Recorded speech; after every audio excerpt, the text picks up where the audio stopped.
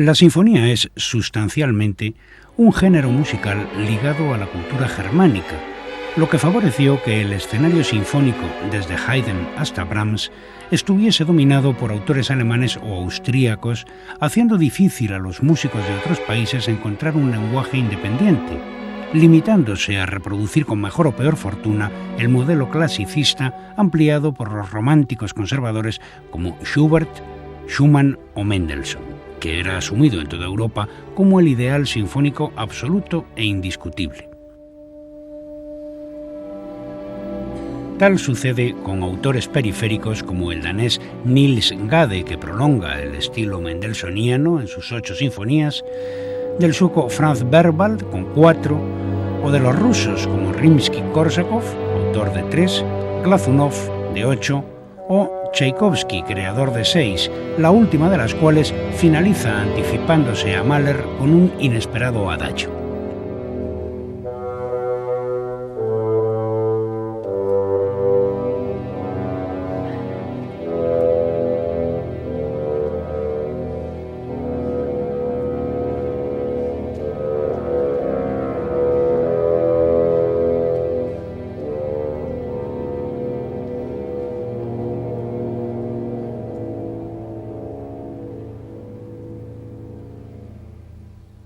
Tchaikovsky nace en 1840 con el movimiento decembrista y su existencia se desarrolla en los días en que los eslavófilos, nacionalistas, monárquicos y ortodoxos, se enfrentan a los occidentalistas, parlamentarios y ateos, sobre el ciclorama de un imperio gigantesco y heterogéneo.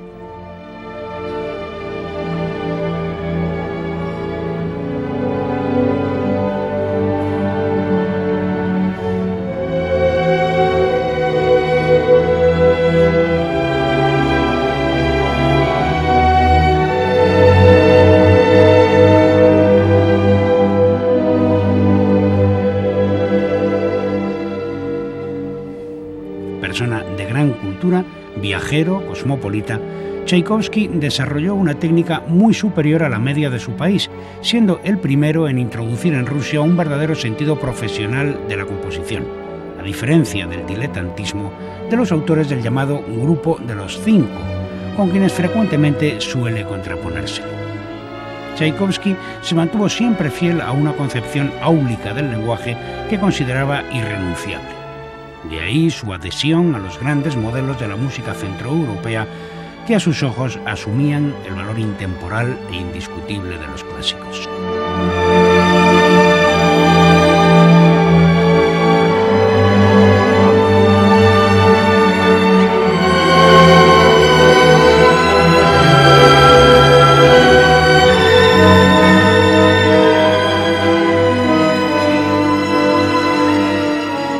Técnica, sinceridad expresiva, amor por la desmesura, gusto decadentista y una imaginación tímbrica y melódica de primera magnitud son las características más visibles de su música.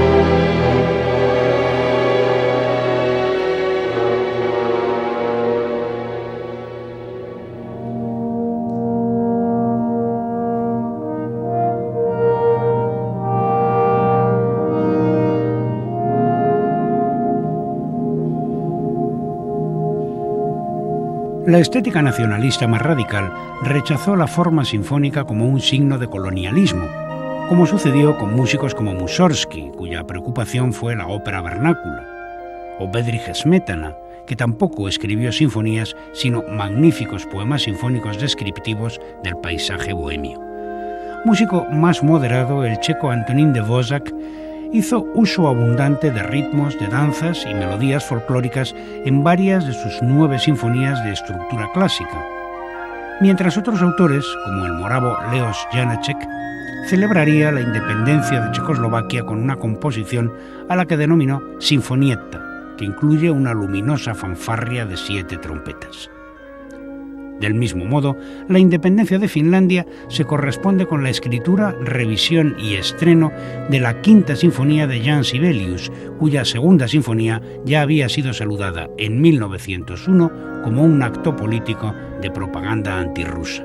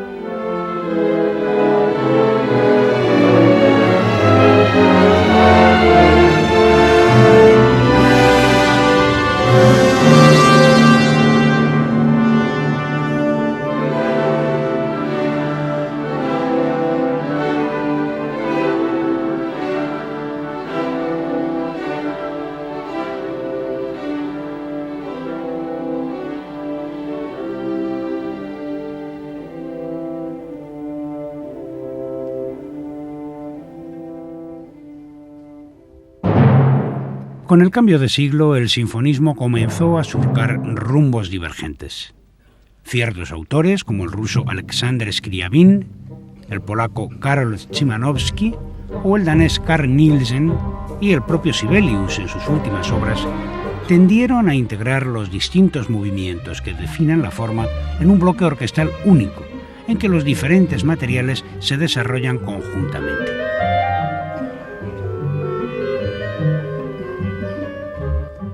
Los músicos franceses como César Franck, Vincent Dandy, René Chausson, Paul Dukas o Albert Roussel escribieron obras simétricas tripartitas, recuperando lejanamente la antigua obertura italiana. Y otros, como Gustav Mahler o Dmitri Shostakovich, multiplicaban los movimientos e implicaban la voz, transformando sus sinfonías en grandes cantatas de 6, 7 y hasta 11 episodios.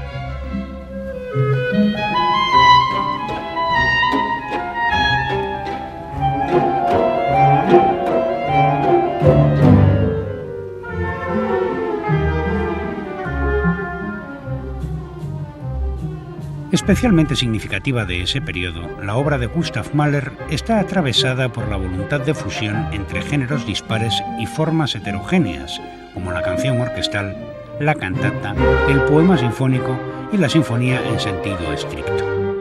Del Lied toma la propensión a articular líneas melódicas que, pese a su extrema amplitud interválica, asumen la retórica expresiva del universo cantable. De la música programática incorpora la tendencia a investir lo puramente musical de sugestiones psicológicas o filosóficas. Y del sinfonismo propiamente dicho, asume la vocación de autonomía significante cimentada en la lógica de las relaciones sintácticas abstractas. Y así, esa suma de principios estéticos contradictorios, a los que hay que añadir una fantasía tímbrica desbordada, es responsable de uno de los cosmos musicales más singulares del presente siglo. Música hecha con materiales de derribo, atravesada a un tiempo por el horror y por la fascinación hacia las músicas callejeras y las piezas de salón. Valses desvencijados, mazurcas y polcas de un decadentismo delicuescente y mórbido.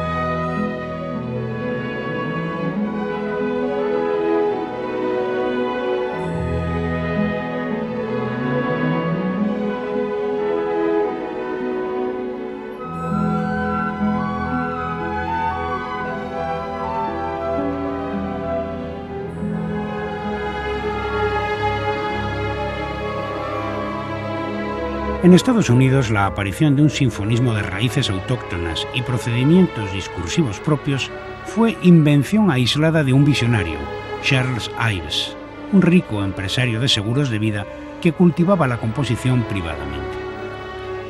Ives, pese a ser autor de 4 sinfonías, rechazaba también esa rúbrica europeísta, creando otras composiciones de verdadero vuelo sinfónico a las que prefería denominar simplemente serie orquestal, en la primera década del presente siglo. Es música heteróclita, que superpone materiales del acervo poscolonial que reptan unos sobre otros en compases, ritmos y armonías heterogéneos, haciendo entrechocar marchas festivas con himnos religiosos y bailables de teatro con canciones de music hall, mediante grupos u orquestas que tocan independientemente de modo simultáneo. El resultado ofrece una de las aportaciones más originales a la práctica del collage, así como una anticipación de tendencias que, como el pop art, no cristalizarían hasta medio siglo más tarde.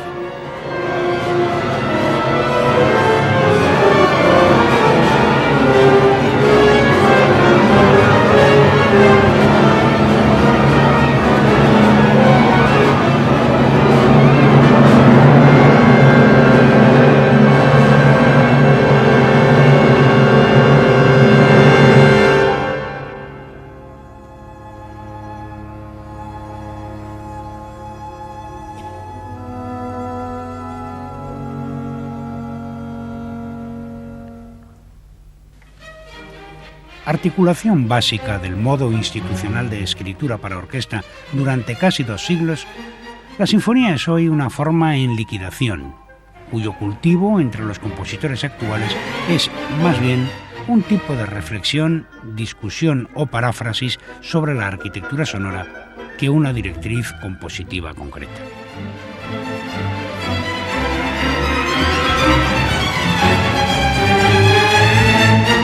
Tan solo la Rusia post-revolucionaria ha mantenido regularmente la sinfonía como una forma esencial de la escritura para orquesta, aplicando el ejemplo mahleriano para articular grandes frescos, ocasionalmente cantados, que enaltecían la gesta proletaria. Miaskovsky, Prokofiev y Shostakovich han sido los máximos cultivadores del sinfonismo soviético.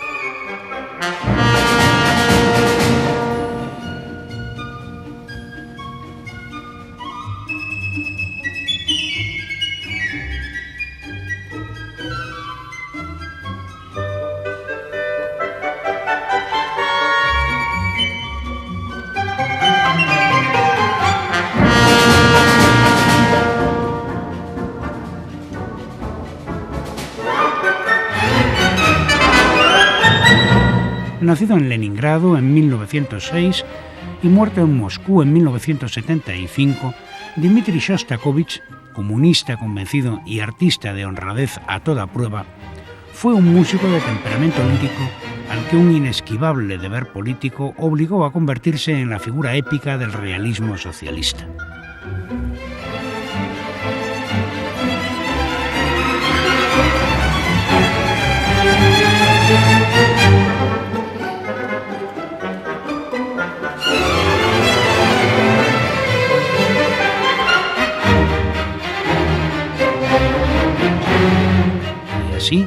Y aunque el mayor interés de su obra reside en su música de cámara y en sus piezas para piano, Shostakovich creó una producción sinfónica de gran envergadura que ha influido decisivamente en escuelas post-nacionalistas como la finlandesa, la noruega o la lituana.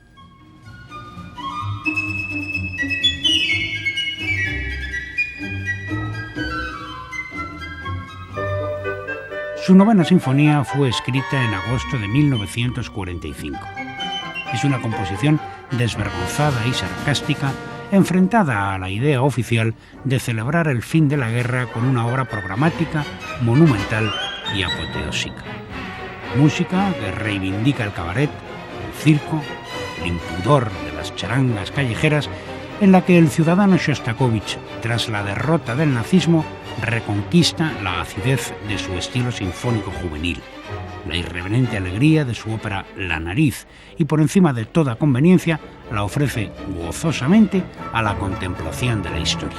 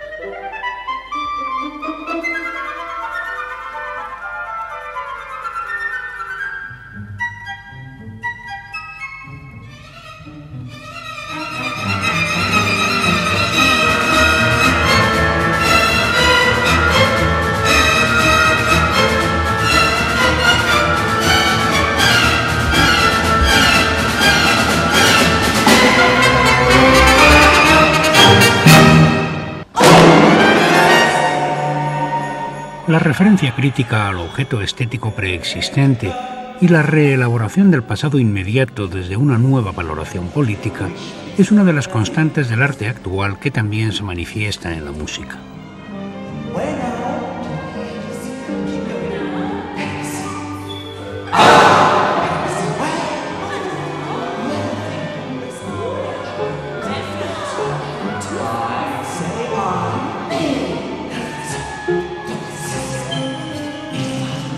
Uno de los más importantes compositores de nuestro tiempo, el italiano Luciano Berio, nacido en 1925, completó en 1969 una obra en 5 movimientos escrita para los Swingle Singers, que con el título de Sinfonía integra en la orquesta la voz y su transformación electrónica directa, mientras rinde homenaje a gran cantidad de escritores y músicos del presente siglo, y en particular a Gustav Mahler.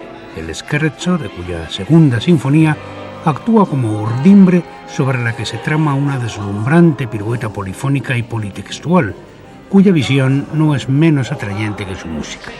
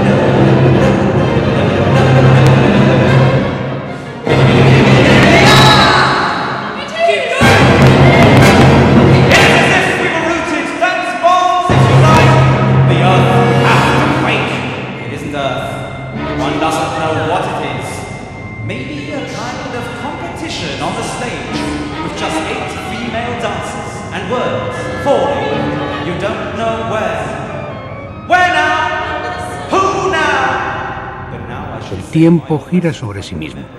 Y si la sinfonía nació en el teatro, hoy este pareciera volver a habitar.